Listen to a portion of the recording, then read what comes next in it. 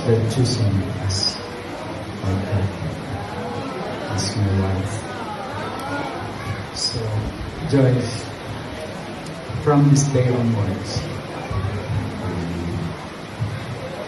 by the grace of God, I will be your partner. Tell them do us part. Forever, I will be your partner.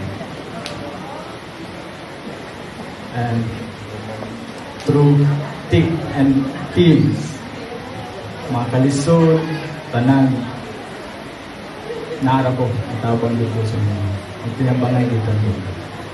So, love you, Joyce.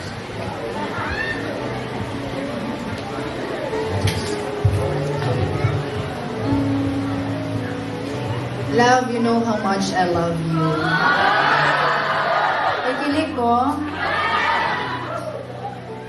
dili ko mag-promise, but akong pag-aampuan o pag-agudahan.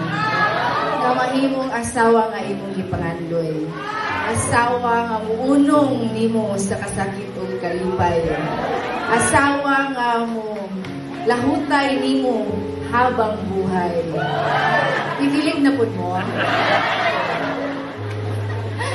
Pero sa tinod lang love, dili na ko na mahimo kung dili tungod sa tabang sa Ginoo. Kanang tanan isali lang ginato sa tanan sa Ginoo. Love, mao nang nakaingon jud ko love nga. Wala jud ko nagmahay sa ako ang puhon. Sa ako ang karon kay ikaw man ang ako ang puhon. Dako jud kay akong pasalamat sa Ginoo. Ako bang story nga nung naguyab ni Brian? Willing ba mo maminaw? Okay. Kabalo mo, kani si Brian, answered prayer yun kayo siya sa ako. Siya ang una o katapusan nga lalaki sa ako ang kinabuhi. Ang bugtong itik nga nagkapakapa sa ako ang buhay. So, mao na mga kaigsuunan. Dako yun kayo ako pasalamat sa Ginoo nga siya yun ang ako. Siya ang gihatag sa ako.